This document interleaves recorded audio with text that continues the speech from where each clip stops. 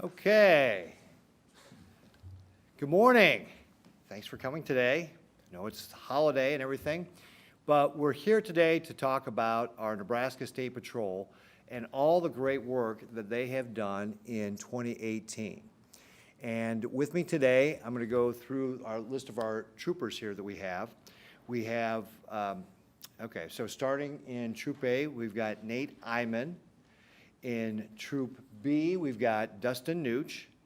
In Troop C, we've got Greg Goltz. In Troop D, we have Ryan Hayes. Okay, there we go. So getting behind there. Troop E, we've got Brent Potholf, and Brent is also representing, really representing the Nebraska State Patrol Police Service Dogs.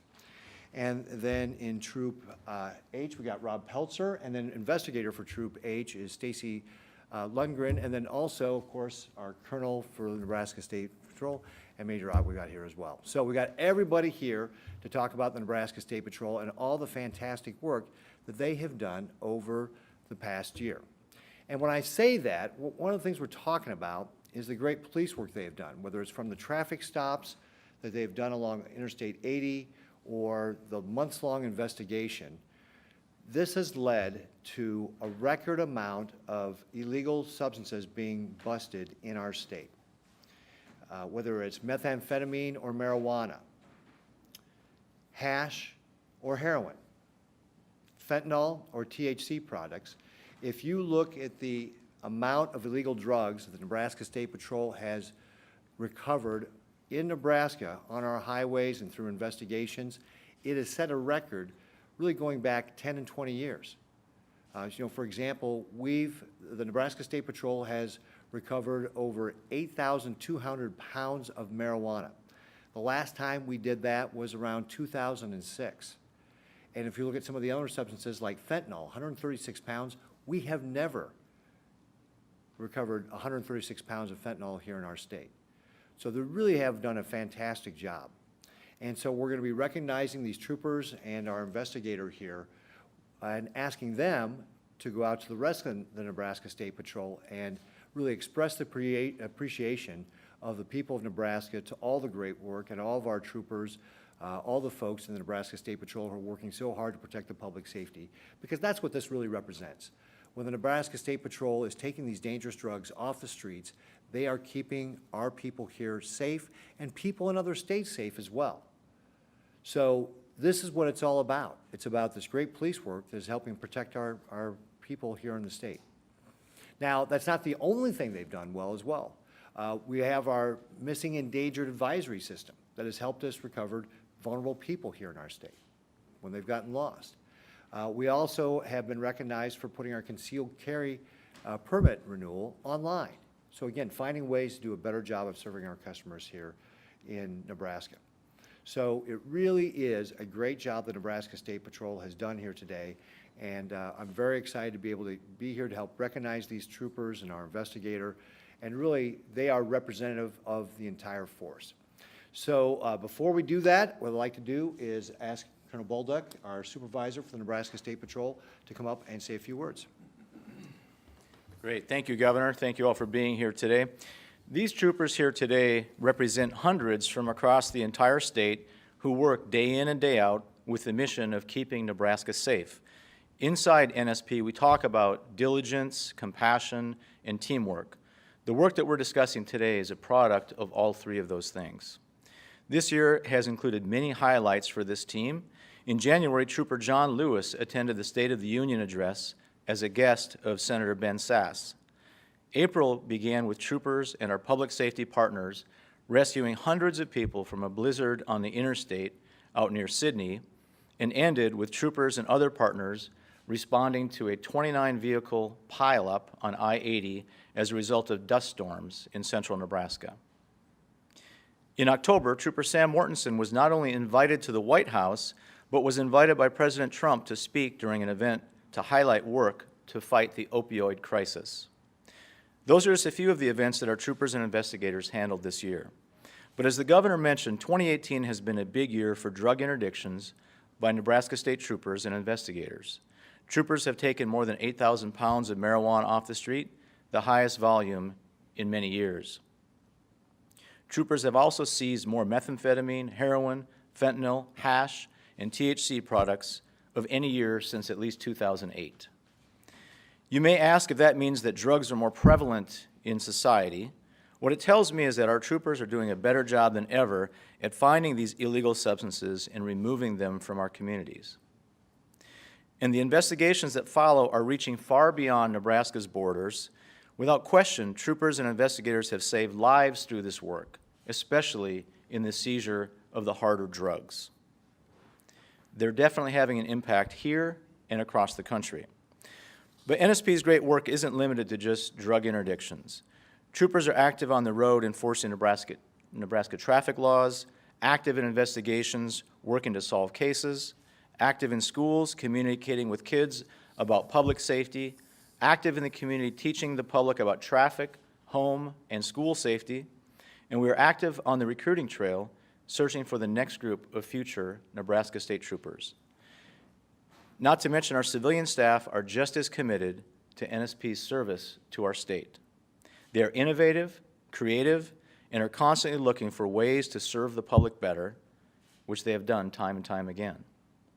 All of that work comes back to diligence to the mission, compassion for the people we serve, and teamwork both inside Nebraska State Patrol and with our public safety partners across the state. Governor, thank you for honoring our team today. My pleasure. Thank you. All right, now excuse me, I'm going to stick right through here. All right. All right, so.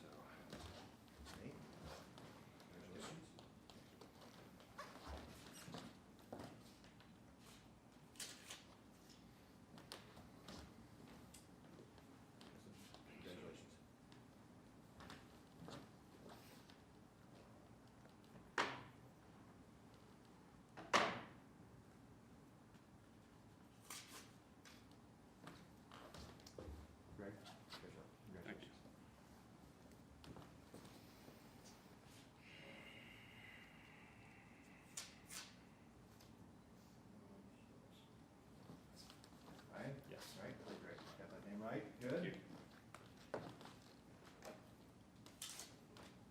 Brent, great work. Congratulations.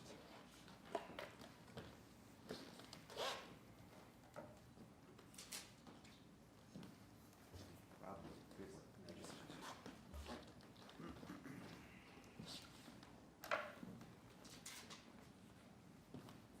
And last but not least, Stacy. Well, again, congratulations to everybody, and congratulations to the Nebraska State Patrol on a fantastic 2018. I couldn't be more proud of all the work that they have done to be able to help keep our people in Nebraska safe. And with that, excuse me, what I'd like to do is open up to questions and answers. And as always, we'll just keep the questions on this topic for now, and then if we have time at the end, we'll open up to other questions and answers. Questions? Joanne. You said that it's not necessarily more drugs coming through the state. Are a lot of these on the interstate or just in general everywhere? Well, a lot of the interdictions are occurring on the interstate. They also are occurring on other arteries within the state. And then through our investigative side, we're seeing a number of drug busts as a result of tips and investigations that are occurring throughout the states. Particularly meth has been on the increase statewide, and it is impacting communities, it's impacting our jails, it's impacting our social services, definitely impacting our out-of-home placements of children as a result of, unfortunately, parents who are on meth and creating an unsafe environment for children. So the impact is across the state, but it's not unique to our state. Our neighbors around the region are experiencing the same thing.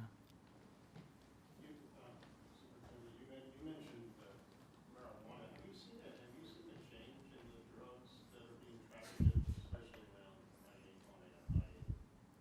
Well, when you say, can you clarify for me, sir? Just the variety, or? Yes, the variety. Certainly, we're seeing all of the drugs, all the variety of drugs, where in the past we would see a lot of marijuana, go back 10 or 12 years, And then you'd see the occasional loads of meth and heroin and no fentanyl a dozen years ago.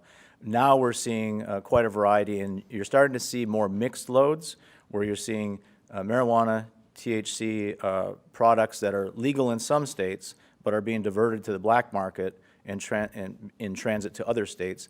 And on occasion, we're starting to see other loads with those. So meth mixed with marijuana, THC products, things like that. So there has been some change. How, do you have to have special training to handle fentanyl? Because you talked about fentanyl wasn't a problem, now we've seen it. Yes, sir. Fentanyl creates a huge public safety problem and a huge officer safety problem. So we've changed some of our tactics and the way we handle that. It's very much a hands-off approach, trying to minimize exposure to our troopers so that we can get that to the lab. At the lab, of course, they have to take great precautions so that they are not exposed to this very deadly chemical. So it really is a game changer. Don't handle drugs like you see in the movies because that'll end up very, very costly. So just a lot of precautions around handling any unknown substance. What's been the role of the canine units in the drug bust this year? Well, the canines, the police service dogs, are invaluable to this effort. They're obviously highly trained, and their trainers are also highly trained, and they are a valuable tool for us to use, and you see them in use across the country. So they're great partners, and you know, they do it for very little pay, a little food, a pat on the head, and they're good to go. So. Brent, do you want to say anything on that? Yeah, Joanne. Talk about the number of pounds of marijuana and pounds of fentanyl. Do you have numbers on arrests at all? I can speak to that. Generally, I'll talk about felony arrests because most of these are charged as felonies. Our felony arrests are up over 30% over the historic average of the last 5 years. So we've just cracked 1,000 felony arrests in the last week. We've never seen 1,000 felony arrests in a year. Many of those are drug-related offenses, but we're seeing increases in other felonies as well. Thefts, burglaries, fraud, those kind of things. So we are seeing an overall increase in those arrests, which doesn't necessarily mean there's more crime in Nebraska. I think it means that our troopers and our investigators are working smarter, they're working more diligently, and they're going where those crimes are occurring and making an impact. So the 1,000 felony arrests, that's in the calendar year? In the calendar year, yes, ma'am, state of Nebraska. How many troopers and investigators are focused just on drug interdiction? Well, actually, we all are focused on drug interdiction, but of course, the troopers who are assigned to the patrol division, who are patrolling the interstate, working on traffic safety while they're working on criminal interdiction. And I have to stress that it's criminal interdiction. It's not necessarily drug interdiction, because we're finding people with stolen property, with forged credit cards, with all manner of crime. Most people who commit crimes drive vehicles. Since we're heavily invested in traffic safety and traffic enforcement, we come across those folks, and we come across evidence and suspicion of crime often on traffic stops. And through the diligent work of our troopers and our investigators following up those cases, we're uncovering more felony cases. Okay. Yeah, Governor Ricketts, there was a shakeup obviously in the Nebraska State Patrol. Is this an indication you're pleased with how it's working now? Well, I do want to compliment Colonel Bolduc for the great work he's done over the course of the past year in leading the Nebraska State Patrol. We know we've got great troopers all across the state, and they've been doing a fantastic job. So, again, what we're really trying to do is highlight just what a great job the Nebraska State Patrol has done over the course of this last year. And it's around protecting the public safety. It's around trying to find ways to be more customer-friendly and taking care of the vulnerable people in our state. So I'm very pleased with the work that the Nebraska State Patrol has done over this last year. Is that an indication the past problems are in the past? Have they been resolved? Well, as with any organization, we always want to make sure that we're looking for new ways to improve, but I do think that we have made tremendous progress since some of the problems that we had a year and a half ago. Yeah, Joanne. Another marijuana question. Okay. Is that mostly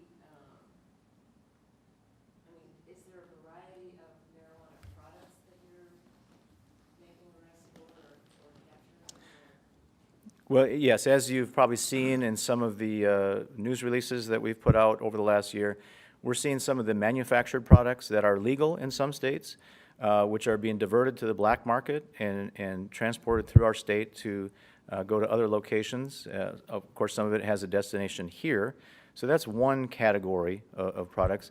The other is high-grade marijuana that's produced in places like Mexico, California, some in Colorado, Washington, other states where it's legal, and then again diverted from the legitimate market into the black market, being transmitted here or to other states, and we're catching it en route.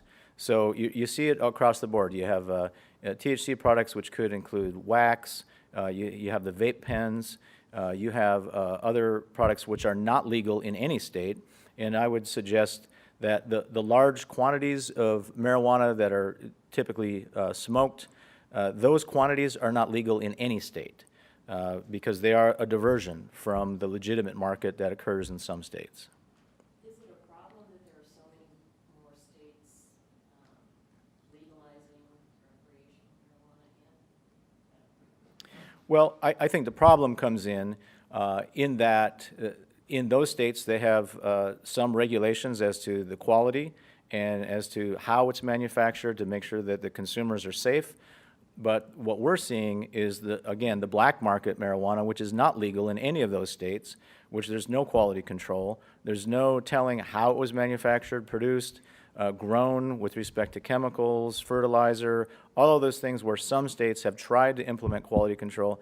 There's no telling where the stuff came from and how harmful it may be, despite the fact that you may have quality control and legal products in some states. That's not what we're seeing. We're seeing this diverted product, which there's no telling the quality of it.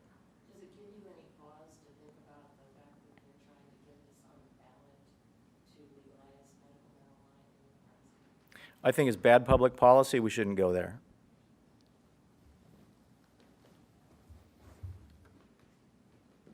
All right, any other questions on this topic? All right, seeing none, I want to just congratulate the Nebraska State Patrol and all the troopers on their great work again.